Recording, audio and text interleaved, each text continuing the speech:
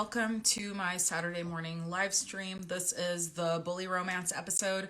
So in today's video, we're going to be talking all about interracial bully romance. I'll be going through my different series in this genre and just having a longer, more in-depth discussion. So far, these Saturday live streams seem to be working more or less for everyone. Hi to Miles, Marianne, Shannon, and Hello Orbit. Thank you for joining. And Haiti73, thank you for joining. And in today's video, we have a lot to get through, but hopefully will all be very entertaining. Towards the end of the video, I do have Hiker Teresa, and hi, I think I said Haiti73, so hopefully I said that before. So I have a little bit of an excerpt to read at the end, but a lot to get through and talk about today. I'm going to grab my notes here. I do have a little bit of coffee, and just to give people time to come in, I'm going to just quickly go through what came. Hi, A Haggerty 005. Go through what was new on Patreon this week and today. This morning at 6:15 a.m., a new chapter. I said that so seriously, like I'm telling the weather. At 6:15 a.m., a new chapter dropped. What chapter dropped? Adrian Scorpio King is on Patreon, chapter 5. This chapter, I thought, okay, I'm not going to read this whole chapter to everybody, but I do have on here a little bit of the chapter that you may want to hear. So this is how the chapter starts. It's from Colleen's perspective. I can hardly breathe through my nose as my lips wrap tightly around Adrian's dick. He has a way bigger dick than any man should reasonably have, and he forces me onto my knees to take him into his mouth. It's wrong. I thought we might hook up a little and he might put his tongue between my legs, but I didn't plan on Adrian dominating me completely like this.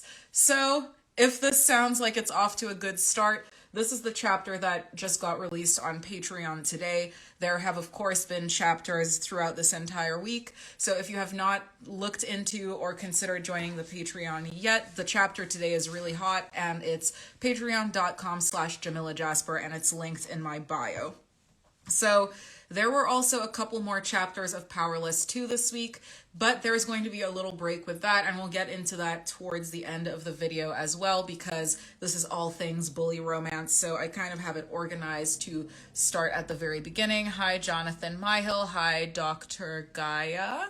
I'm trying to read this out loud slowly, so hopefully I pronounce it correctly, and you guys can always correct me if that's the case. So again, we're still working on some of the introductory things here. The book of the month, 99 cents this month. Cocky Cowboy. If you haven't read it yet, the book is 99 cents everywhere ebooks are sold: Google Play, Smashwords, Kobo, Nook, iBooks, Amazon.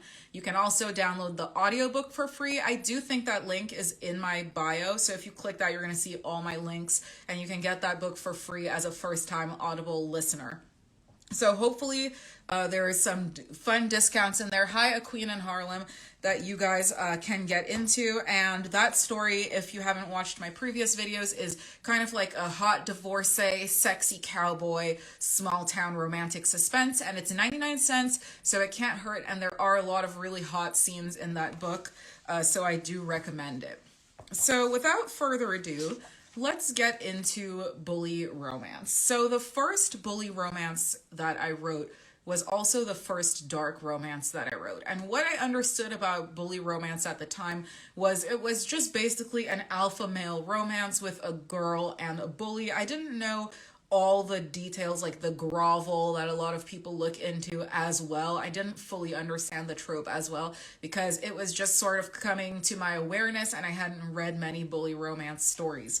So the first series I wrote was the Fraternity Plaything series, and I didn't want to get out all 4 books because I don't have them, but I do have the final bundle, which was Tuck and Anija's Steamy Quartet.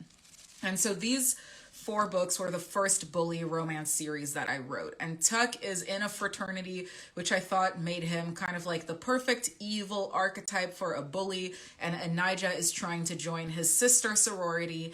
And in this series, Tuck is pretty cruel, but he has his way of his heart melting slowly over time for Anija, who seems to be the only person who can get him out of that rough kind of way of being. Hi to Pamela, Zoe, Mally. Thank you for joining. So this one I would say was like a more pure bully romance in that Tuck is pretty effed up the entire series. This series follows one couple, but it's a novella series. So the whole thing together, as you can see here, is super short. It's also a college and hockey player romance series, and this is connected to a later bully romance series I did, which are my Laguna Grove Vipers hockey romance series. So in this story, we kind of have what I was thinking of that made Tuck really attractive, which is his power. He has a lot of power on campus. He has a lot of power in the bedroom. He overall has a lot of power in life. And so a lot of this book is about the power dynamics between Tuck and Anija and how her wily, sneaky ways eventually get under his skin. And despite him being a very dominant guy, he does not always win when it comes to Anija. A. Haggerty says, I love that series. Thank you very much. I also love this series. So this was kind of the first bully romance that I wrote. They're really short, and so I didn't necessarily dive too deep into the universe in this series, and so it was kind of nice for me to take the college and build it out a little bit more in the future books, especially considering at the end of this book what happens to the fraternities and the sororities. Hi to Renata Margaria and to Queen Kennedy. Thank you for joining. So let's talk a little bit more about the bullying part of this book. What were the ways that Tuck bullied Anija? I think you get a lot of variety in bully romance series. Queen Kennedy says, I love your book so much. Thank you so much, and thank you for joining. I'm happy that you're here. I hope you can make it to the other live streams too. I love talking to you guys and showing up on here. So Tuck and Anija here, he definitely bullies her sexually, at times racially, at times for being a woman. He's evil, okay? This is a book where we are loving the evil guy and he is bad, but he does get better over time, and I feel like she does not give it all up to him without him kind of becoming a better person and at least turning his evil ways out onto other people. Hi to Kara, thank you for joining. So how did he change over time? I really think Anija broke down Tuck over time by being mischievous, by never listening to him, by pushing back against him when she couldn't take his arrogant ways anymore. And he really wasn't used to hearing no or taking no for an answer. So he does sometimes go to extremes when Anija tries to put him in his place. So in this series too, Tuck is an athlete. He comes from old Boston money, and Anija is also from a wealthy background. Her dad, I believe in the books, is a professional athlete. And that's not just Kaya from Varsity Servant. I'm not sure. I don't know why I'm mixing them up right now, but I think her dad is also, at the very least, I know that Anija's dad is wealthy. She came from a well-off family, but she has this traumatic past, and her and Tuck share something traumatic from their past in common, and that kind of brings them together. I don't want to spoil it too much, although we will do spoilers episodes for the bully romance series in the future at some point, probably one for each book, because I gotta get in there and remember what's in all of those books. So in terms of how dark this story was for a bully romance, it was a bit dark. I think a lot of people were really shocked by how evil Tuck was, especially at the beginning. But if you like really, really bad boys, my first bully romance series had the worst.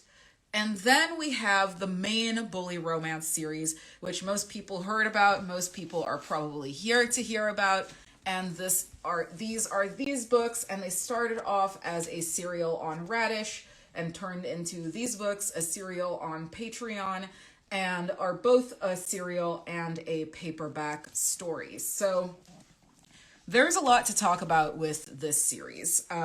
There are 6 books, and there is a bit of an origin story here. I went to London for a short visit to network with other writers and to go to a writer's event, and I really wanted to write a book set in England after that trip, and I also had personal experience from my own past with boarding schools in America.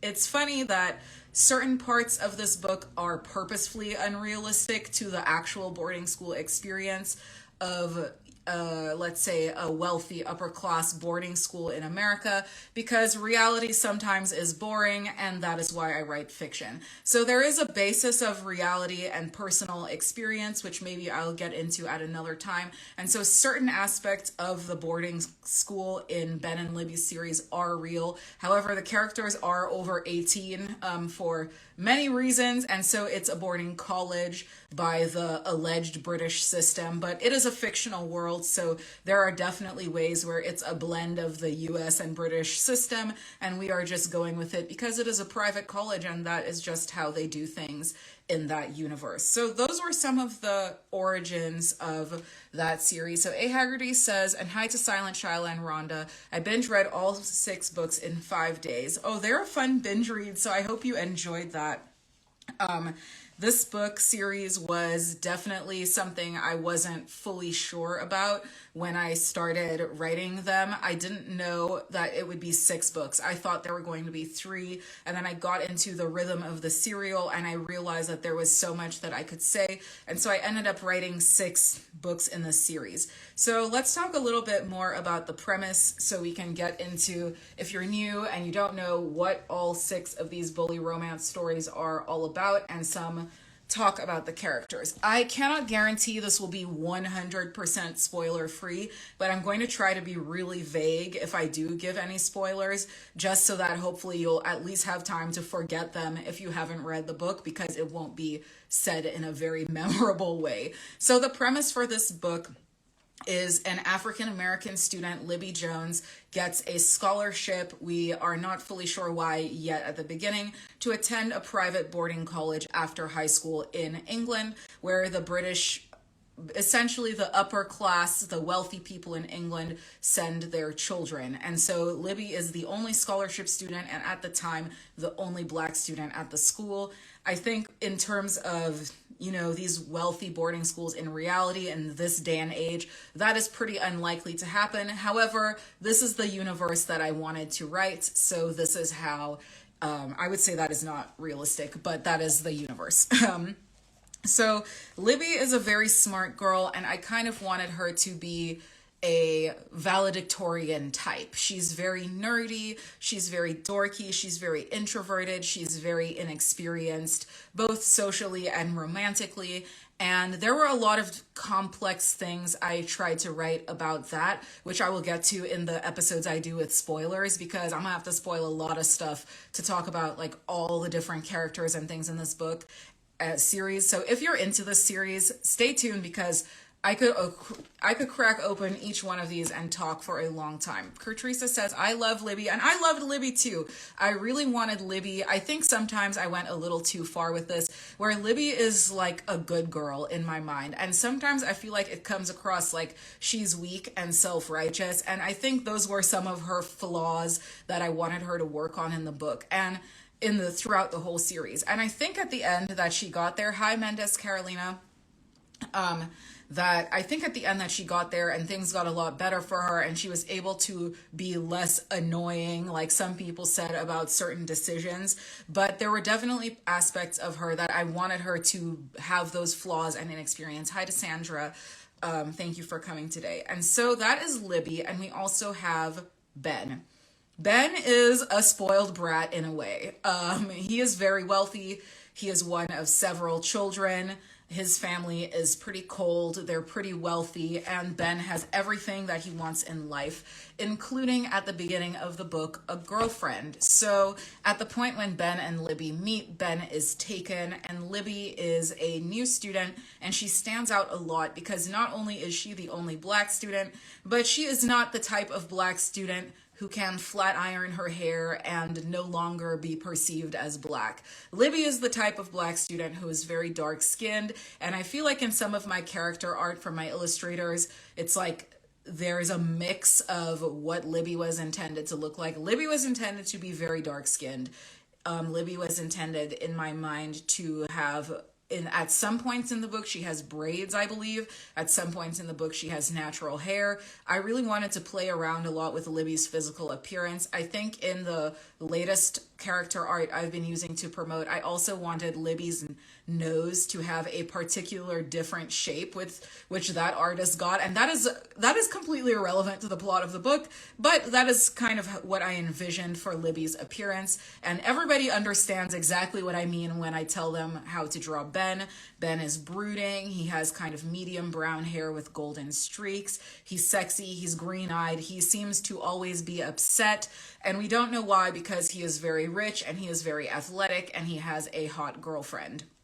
So originally, Ben and Libby do not like each other, although I would say Libby fears Ben, and Ben is upset that Libby doesn't really want to give him the time of day. Like I said, Libby is a books not boys girly. She showed up to work, not to play, and she doesn't really have time for the bad boy in that sense. She's not looking for mess and trouble. She has had enough mess and trouble in her past, which of course will be revealed in the book. So at some point, and we're going to get to this in this episode, in this, I guess, live stream, Ben opens up to Libby in a way that he's never been able to before. And we're going to I'll read an excerpt of this part, and this allows him to develop a closeness to her that he doesn't understand, because he's not close really like that to anyone, and so he becomes kind of driven to be with her, although he is with someone else. So there's a lot of complexity and drama there, especially when that someone else has also decided to bully Libby. So what was my favorite part in this series? I cannot sit here and talk about every last one of these right now, because there's so much more to say about bully romance in general. But these books, I can do a deep dive for each one and go into the details. But for now, I wanted to talk about what was my favorite moment in the series and give you some more background there so that I can get through all my points here. So there is a twin reveal in this series, and I love twins. That's probably pretty clear to anyone who has read more than 2 of my books. I think a lot of my readers like twins. I think twins are interesting, and I will maybe do a whole I can do a whole live stream on why I love twins, and we can talk about twins for a while and why I write twins in my books, because I love them. So that is that. If you are a twin, hey, thanks for watching. You are pretty cool. So another moment I loved in this series was, ironically, the moment when Theo and Libby kissed. I did not want to write this book as a love triangle romance, but I did consider it, and I also considered making Theo the main character at some point. So this is a big reveal. In the Ben and Libby series, I did consider making Theo a main character, and I actually do want to talk about the titles in this series too, so I'll get to that soon. So I actually ended up obviously making Ben and Libby get together in the end and making the story focus on Ben, because I just honestly did not want to let go of Theo. I still don't want to let go of Theo. Theo is still around 6, 7, 11, 12, 13 books later. I still have Theo. I just can't let go of him. So eventually I will write Theo out of the story as a main character, and he will be more of an occasional character like some of the others. But I love Theo. He is one of my favorite characters in this series.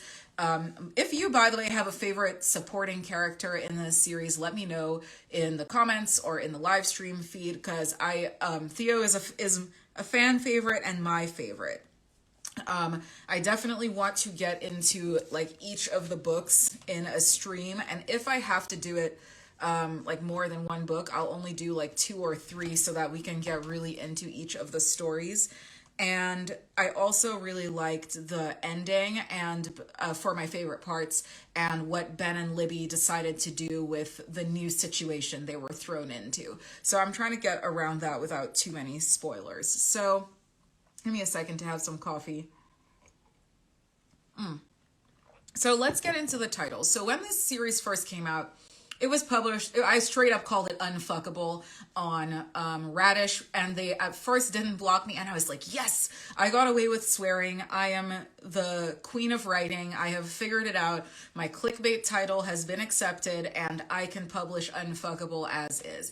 And that lasted for about 2 months, and Radish told me, you can't publish the serial with that title. And so I started out, and they were okay with that, and that worked great. That doesn't work on Amazon. So my antics are not for Amazon. So when the stories came to Amazon, I split up the series into 6 books, and I knew what I wanted to title them. So we have Unlovable, Unattainable, Undesirable, Unwanted, Unraveled, and Unbroken. I did have to practice this.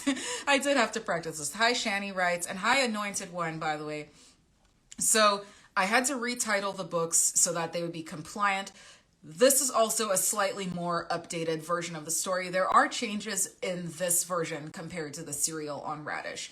So you can also get these ebooks on Amazon, so check those out. That's the story of the titles, and I did make each title kind of has like a theme and a reason why I titled it that way, and we will get into that when I do a deep dive on like each book in this series. So after I wrote the Tuck and Anija series, that was the next bully romance series that I wrote as a serial. And after I wrote these books, people wanted more serials. And I was like, what do I do? Around like book 4 or 5, I realized that people wanted more than I had for Ben and Libby. And so I wanted to write a spin-off, and I thought really hard on who would make a good spin-off character, because I didn't really want to take someone who I'd already built up. So you have to read all 6 books before going into the next one. That didn't make a lot of sense. Thank you, Anointed One. I really appreciate it. And hi to Manai.d.s. Thank you for joining. So I really wasn't sure where I was going to go at first. And then I really, as I said, I love Theo. I would have probably, if I had to trap myself, I would have probably written the entire next series about Theo. But I'd already built up so much for Theo that it would have been really frustrating. There would have been nothing for readers to discover that we hadn't already learned about Theo in the first 6 books. And so Theo has a cousin who happens to be a sexy blonde named Crispin, and Crispin got the next series. So I'll get into the spin-offs a little bit more. And of course, there's going to be like a whole episode on those. So that was what happened next. And then I wrote bully romance novels again. I took the bullying back. And I haven't shared this yet, but I finally got the discrete cover of the entire Laguna Grove collection. So these are the hockey romance books. Hi, Lolita Badass. Thanks for joining. And so this is Varsity Servant, Varsity House Pet, Varsity Property. And so those were the next bully romance books that I wrote. And those were connected to this book. So Tuck comes back in this book, and Tuck is a hockey coach. I mentioned in this story that Tuck plays hockey, but it wasn't hockey season yet. Now it's hockey season, but Tuck is no longer a student. And so we have 3 new bullies, 3 sexy bad boys on the hockey team, and they are the main characters in this book. So my series inspiration for this book was the fact that I did go to a small liberal arts college in New England, and that is the type of environment where I wanted to set up this hockey team, as well as Laguna Grove in here. So Laguna Grove is supposed to be a small liberal arts college with very wealthy students in the middle of nowhere, where these people like to put their very expensive liberal arts colleges. Each lead character is based off of a different NHL player as like the primary inspiration. I talked about that in a previous video, so be sure to catch up on the previous videos. And I tried to make some of the bully plots in here like a little bit realistic with a shot of Red Bull. So realism with a shot of Red Bull was what we were going for here. Of course, it is highly unlikely that college students will be keeping entire sets of reptiles in their dorm room without being noticed, but I have known a reptile, chinchilla, and or a hedgehog to escape unnoticed at a university before. Hi, Solo Porn Beso. And so this, like I said, reality on Red Bull. This series is very, very hot. This is the discreet version. My lights are just completely washing it out. I'm so sorry. But the interior looks so good. This is my favorite interior of all the discreet covers. And I also like how it looks on my shelf right here. So consider getting this version of the story if you want to read a more subtle version, but the ebooks are up for this bully romance as well. So the characters in this series, a little bit more on the female characters, because I talked about the male characters last time, and we're here talking about bully romance.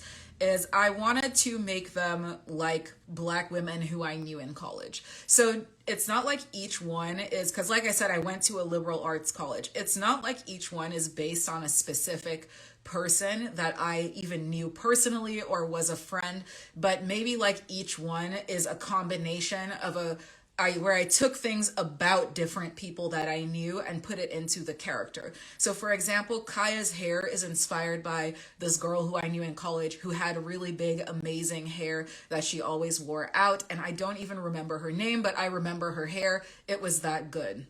However, Kaya's behavior a lot of the time would definitely be inspired on behavior that I saw in certain classes that I took outside of my major. I did not major in humanities. I majored in science. That's a long story for another day. And so some of Kaya's behavior would be, again, reality on Red Bull of things like that I'd noticed. Makiba was supposed to be the stereotypical, in a way. It's a stereotype to me because I know a lot of people like this, of the hardworking child of Jamaican immigrants who has the weight of the world on her shoulders and very strict parents who expect the best from her.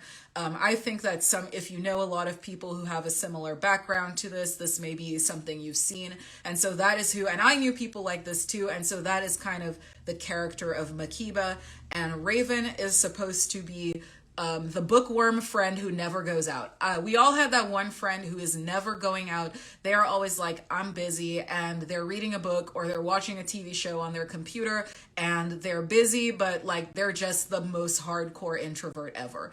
And so those were the three inspirations, the archetypes I went for in this bully romance. So to see how these women, who in my opinion were very real to me, their characters reacted to my larger than life psychotic alpha male bullies, was a lot of fun. So while these books are dark, I would say there's an element of dark humor, and this was my most recent bully romance novels that are very, very steamy. So consider this too. So to jump back a little bit, so that's kind of like the order of events here. I started talking about the spin-off. I know I'm going to drop something from this series. This is so heavy, y'all. I'm at risk here. So this series, the spin-off was, I mentioned, Theo's cousin, and that was the series Despicable, which was also on Radish, and it's not a book yet, which is why I don't have it. And it was also on Patreon. So if you go on Patreon, actually, and you subscribe for $5 a month, by the way, you can literally read all of these. You can read all of these if you subscribe to Patreon. So if you are not subscribed yet, all of these are on Patreon. All of the Despicable books are on Patreon, and all of the ones that I'm currently writing are up there. So just a little visual for how much stuff there is to read back there. Thank you.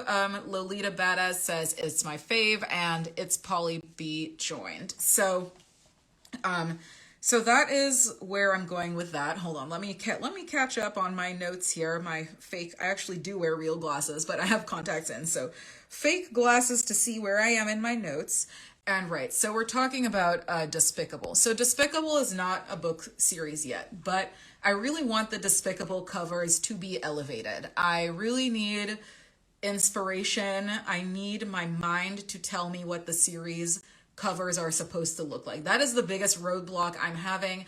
I want the covers to look a certain way, and I need to get them in my mind that way. Despicable has 5 books only, but the books are longer than this. So it's a slightly shorter series with slightly longer seasons, if that makes sense. And Kertrisa asks, will you do more audiobooks? I really hope to. I find audiobooks honestly prohibitively expensive in some cases.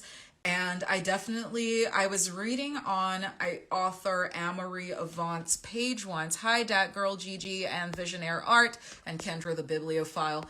I was reading on Amory Avant's page once. She had posted something about how hard it was for her to make back her investment with audiobooks when there are too many bad reviews on an audiobook. And so it can become honestly like a feed-forward loop where you want to put it out, so you try your best to do what you can afford as an indie author. And then if it's not perfect, it's not going to get those 5-star reviews, which it's not anyone's fault. I don't really blame readers because there's Harry Potter out there and we're in the same book market. And so when people people get an indie audiobook and they compare it to these other books, it obviously is going to get a lower rating, and then you don't make any money, and so you just spend a lot of money and you are not making any of it back, and then you can't feed your family and you have to only drink milk or whatever. So I want to do audiobooks, but those are some of the real constraints that I really want to figure out, and I want to find solutions, not just say why I can't do it. So it's something that I'm working on in the long term for sure.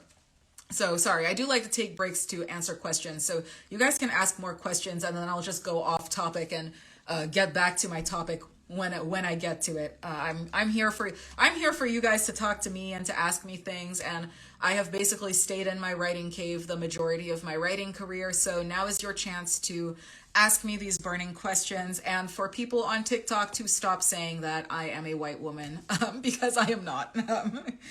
But I did find it funny. I'm not offended.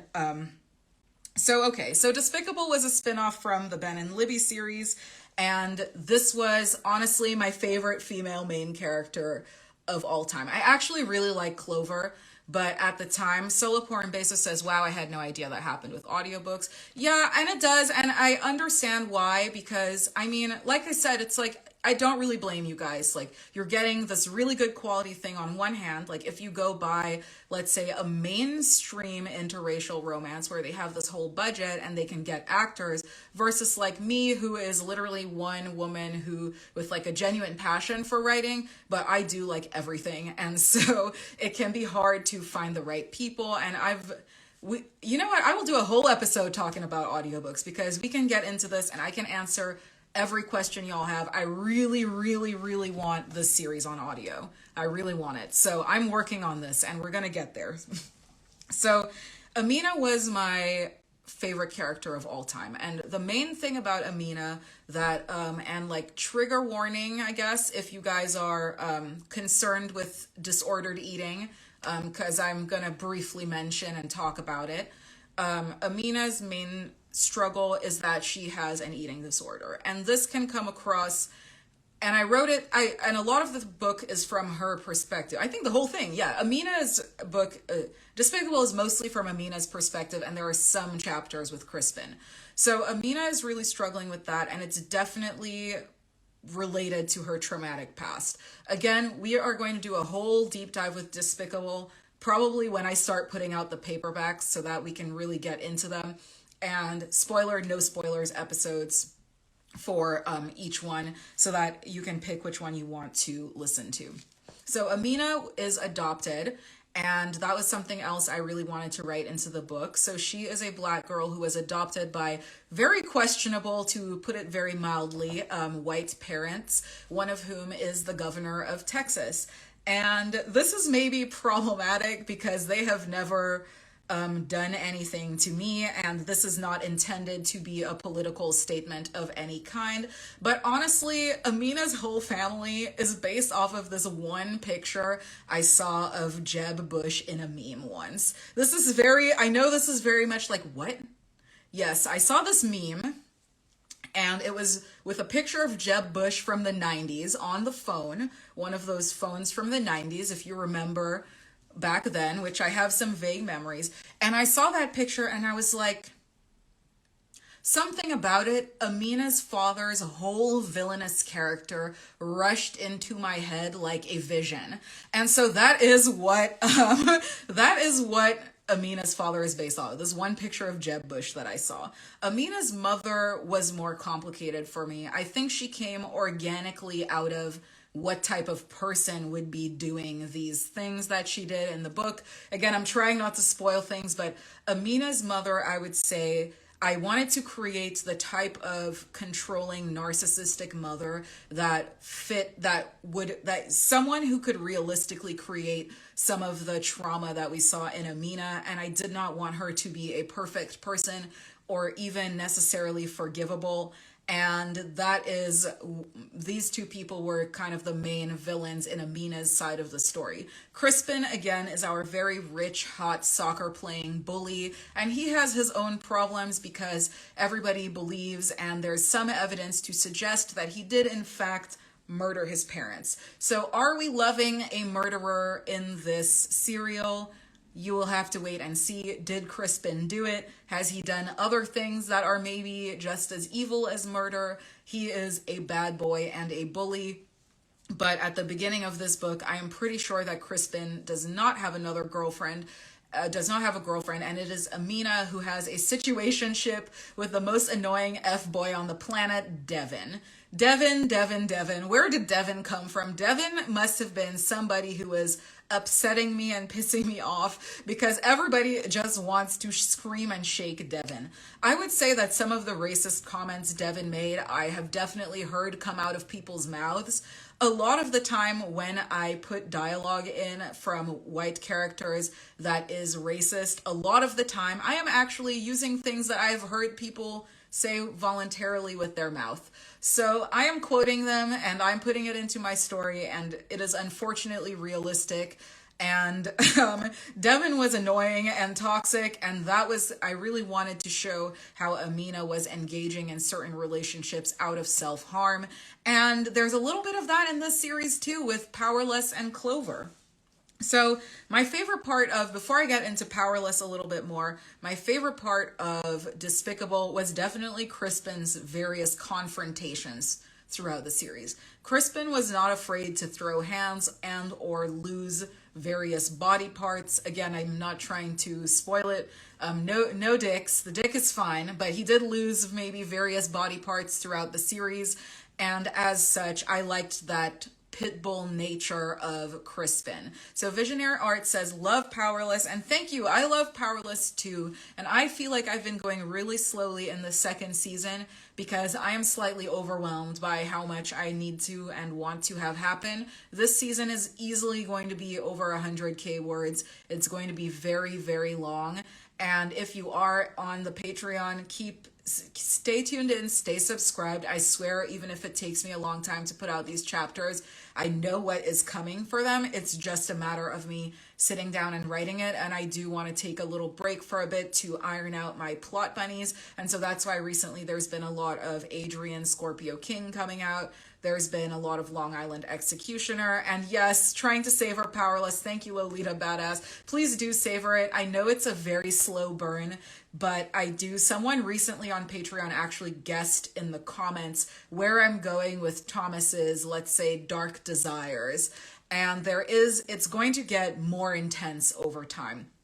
Part of the reason why I really wanted to make this a very slow burn story was because I had a lot in mind for how I wanted Clover and Thomas's dynamic to be and where things are going to go. And I think I'm going to try to, I'm not going to spoil too much, but I think it's going to get more twisted over time. We can already see ways in which they bring out really dark elements of each other. And that's going to be the bully romance where the bad boy turns the good girl bad. That is what Powerless is going to be.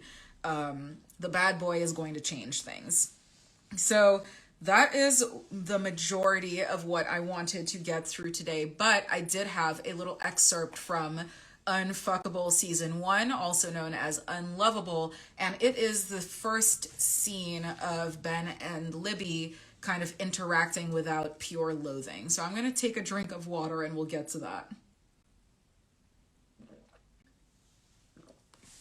Okay, so in this book, I don't know if you remember or if you read it, but Libby gets invited to be the sober driver for the cool girls because they are basically mean and they think that, well, Libby can be the sober driver because she's not really cool enough to be part of their party group. So she's invited along, but it's kind of clear that she is just there because she serves a purpose to them. So with that background, we're in Libby's perspective. Let me read you a little excerpt of this chapter.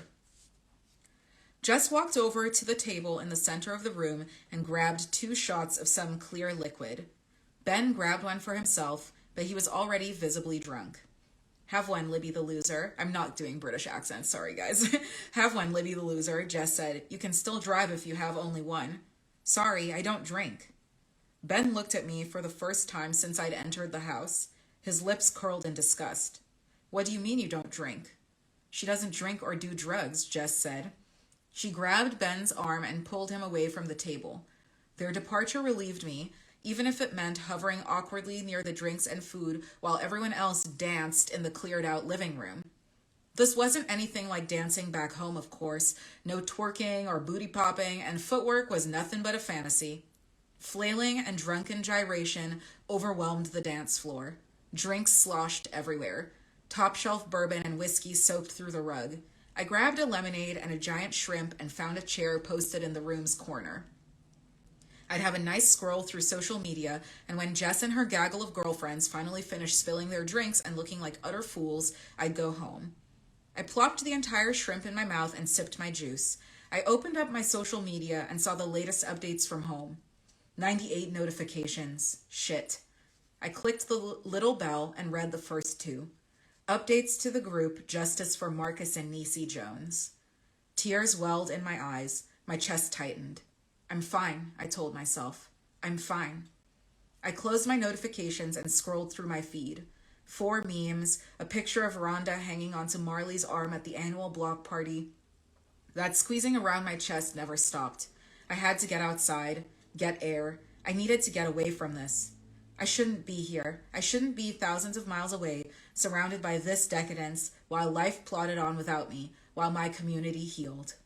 I left my drink and the plate with my discarded shrimp tail and hurried outside. Nobody noticed I'd gone around the side of the mansion. I leaned against the wall, clutching my stomach, and bent over, gasping for breath. The door to the mansion opened. Jess came bursting out. She didn't see me. Neither did the person following her. You fucking cheated on him, Lily screamed. You dated the guy I've loved since year 9, and tonight I find you kissing his fucking best friend. Lily pushed her, but Jess grabbed her forearms and shook her until Lily fell silent. Jess snarled, Shut up, Lily, he'll bloody hear you. You're an even bigger bitch than I thought, Lily spat back. You take that back, Jess yelled. I pressed my back against the wall, not wanting to listen, but not wanting to burst out in the middle of their argument. No, I won't. You should dump him. You should. You just like to keep boys wrapped around your fucking finger, Lily screamed. He's my boyfriend. You don't get to tell me when I should dump him. Right, then maybe I'll tell him you're cheating. Sorry, Lily threatened. Do that, and I'll tell your true love you got chlamydia last summer. You slut! Don't throw your drink at me, bitch! A scream, Jess's maybe. Fuck you, Jess. After tonight, we're finished. We're finished until you need another bump, Jess sneered. Lily stormed off. Jess screamed, and then she must have reached into her pocket for a cigarette. I smelled it. She smoked the whole thing, and I stood there like an idiot, back pressed against the wall. I heard the door open, and she went back inside. Moments passed. Tears blinded me, and my chest hurt. If I stayed against the wall, I could calm down enough to return inside. Calm. I'd never feel calm about what happened. That's why I was here and not in St. Louis. I didn't hear the door again, but I heard footsteps. Before I could crouch against the stone wall, he spoke. What the fuck are you doing out here? Ben. Alone. A lump formed in my throat. I'm minding my damn business. Ben smiled. All right, mind if I have a fag? What? A cigarette? Go ahead. I didn't care what he did. I wanted him to go away and leave me alone. Maybe if he finished smoking here, he'd chill out enough to let me walk past him without playing some twisted game. Right. He pulled a cigarette out of his pocket. Those things will kill you, you know. I hadn't heard. Right. I rolled my eyes. What the hell did Jess see in him anyway? Lots of boys were tall. Theo was tall. Ben was taller, though, and he had nice hair. Thick, dark brown, shaggy. He kept it long compared to most boys here. Then there was the stubble on his chin that made him look grown up compared to the other guys, older than our 18 years. And he had intense eyes. They were green like a cat's. But overrated. That's what Benjamin Fox was. If I was unfuckable, he was overrated. He lit up. I coughed. He rolled his eyes. Yeah, I get it. Nasty habit. I don't want to talk to you. Why not? He asked. You tripped me in the calf. You're a total prick. I don't know. I got a list running. You must really hate me then, he said. Yeah, I do. Want some? A pillar of smoke floated away from the red-hot tip. Ben rolled it between his large fingers. I don't smoke, I said. Right, straight edge, he said with a mocking tone to his voice. I shouldn't be here, not with Ben Fox. He hates me, and worse, he scared me. I stammered over my words and muttered, I should go back in. I tried to move past him. Ben reached out with his free hand and grabbed my arm. No, no you don't. Let go of me. Only if you promise to stay. Hi, Erica Jones. You're drunk. So what? Shouldn't you be inside with your girlfriend? God's sake, it's a cigarette, not fucking flirting, Ben said. Right. She's cheating on me, you know. Jess? He laughed. Fuck. You know, don't you? I'm Libby the loser. I don't know anything. It's better not to get involved. They're both crazy, and I know what Ben is capable of enough to avoid messing with him. You play dumb, but you aren't. I've seen your grades, he says to me. I deflect again. You're only talking to me because you're drunk. So what? Aren't you enjoying yourself? He asked. No, you're a prick and a bastard. Sometimes. He crushed the butt of his cigarette beneath his feet. Who is she cheating with? Was that his new strategy for getting the information out of me? Pretending we were friends and hoping I would let Jess's business fall out of my mouth? He was done with his cigarette. Maybe he'd take the hint. We hate each other. Leave. Ben reached into his pocket for another cigarette. Isn't one enough? I'm going to crack you one day, Libby. I'm going now. He stuck his foot out to stop me from leaving again. No, you aren't. Not until I'm done with you. Right, and nobody says no to rugby boys? No, they don't. He lit the second cigarette. The brief flash of fire from the lighter illuminated his eyes. I'd never seen eyes that green. I didn't think I'd seen anyone with green eyes that close either. All my white teachers in St. Louis had brown eyes. I should have moved away from him, but the way his face looked into that ball of flame drew me like a dumb moth who totally forgot that she hates Benjamin Fox. What's your story, Libby? His voice was smooth and husky, but his breath smelled gross like whiskey and cigarettes. Not that gross. There was a mint scent, too. I should really get inside. I could feel my chest tightening again. Not outside, not with Ben, the drunk prick who humiliated me in front of our entire school, begging to hear more about my life. Hi, Alexandra, Isabel, Thaden, and Erica, and Pink Library. No, I'm drunk, so I probably won't remember any of it, he said. What the hell are you doing at Rapetti? From America, no less. I don't want to talk about it. I don't care. Join me. Sorry, I don't care. Tell me, Ben said. Why? So you can mock me in front of everyone? I'm not stupid, Ben. I won't mock you, he said, like I'd wounded his pride. He'd done worse than that to me. He'd humiliated me. I don't believe you. He chuckled, realizing he'd have to give something to get something. He said, would it help if I told you something embarrassing first? You should finish that cancer stick and get back to the party. So that's a yes then, he said. I don't care what you say. What if it's good? Something you could hold over me to make sure I don't tell anyone. Why do you care? He shrugged and stuffed his hand in his pockets as he said, I don't. I'm drunk and you're here. I need to entertain myself. Well, find some other way to entertain yourself. No. I quite like this. Whatever. Tell me your stupid story then. He kept a cocky smile plastered on his face between puffs on his cigarette. After a while, the smell was sweet and nearly enticing. I wanted to ask him for a taste, just to see for myself what it was like. But this was Ben. I couldn't be here, outside a mansion, sharing a cigarette with him. He had a girlfriend, and he was significantly cooler than me. I was an outsider, black, foreign, uncool, different. He leaned in, towering over me with a Cheshire Cat smile on his face, before saying, Then you'll tell me your story? Whatever. I need a promise, Libs. Don't call me that. Promise? Fine, I promise. Right then, Ben said, I have chosen you to hear my dirty little secret.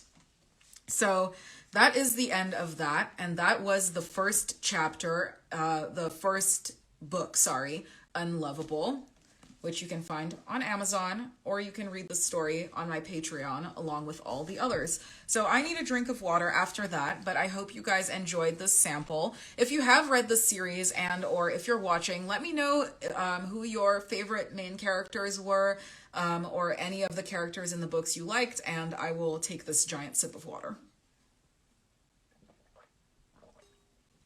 Oh, thank you. It's hard to do this live and not be able to cut that stuff out. So I wanted to get into a little bit of this part of the book because it's Ben and Libby's first interaction where they aren't outright fighting with each other. I hope you liked that little excerpt, and there's obviously way more where that came from. because this is a giant 6-book series that you can get on Amazon or behind the scenes on my Patreon. So there is more Powerless coming soon. Powerless season 2 will be very long. The Despicable books are going to come out next year. And what is the future of Patreon while I'm working on Powerless, while the Powerless chapters are coming out? There is going to be more from the Long Island series there, and there is also going to be quite a bit from the Astrology Romance series. Now, yesterday in my stream, I talked about where I was with the astrology books and how I had kind of started my ideas for a couple of those. Powerless 2 is still going to be a priority compared to these. So if you are over here thirsty for chapters, that is coming soon. I want to do a whole separate deep dive over Powerless because it's ongoing. I do want to be very careful and not accidentally say things that I have written and not yet published. So that will be an entirely different episode. But in this one, I hope that I gave you a good summary of all my bully romance books. I'm about to wrap it up. Today we talked about the 6-book series, which I'm not going to lift again. We talked about the Laguna Grove Vipers, which I've talked about before. This is just the discreet version. And then we have the Tuck and Anija's Steamy Quartet, the original dark bully romance books with a fraternity and a sorority. So that is it. While we're here at the end, I wanted to go through just one last time the ways you can kind of keep in touch, stay tuned. You can, of course, join my Patreon. I've mentioned what you can get back there several times, and it's patreon.com/JamilaJasper. I think that a lot of patrons enjoy what they get behind the scenes, and you can start at $5 a month and give as much as $50 a month and still access more or less all the same content. There are just extra benefits for people who pay more, which you can check out when you look behind the scenes. To get text message updates on when my next books are coming out, the next 2 books are The Dirty Contract, October 12th, and Long Island Executioner, October 27th. If you type in on your phone, bit.ly/text Jamila, you will be able to put in your information and get a text message right when the new books come out. I send them like 7 in the evening on that day, so you can download the books. Then you can also find me on social media. You're obviously on Instagram, which means you know about it. And then my blog, JamilaJasperRomance.com. I have posted 2 new chapters recently, a free chapter of The Dirty Contract and then a free chapter of Long Island Executioner. And you can access both of those on my blog. And then we have the books. With the link in my bio, you can get all the books mentioned in this video, and I will be scheduling my live streams for next week, and I think you will like the subject we have to talk about then.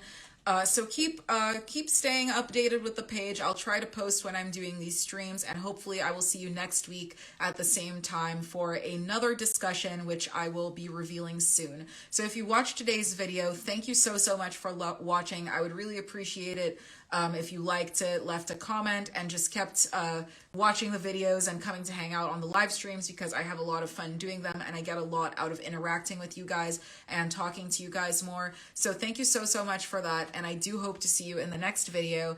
And thank you again. So have a wonderful Saturday. And she be calling on a Monday, wanna meet on Tuesday, asking me to fix me up real nice. She can wait until the weekend, she wants off the deep end, telling me to bring the stuff I like. I don't wanna let her down.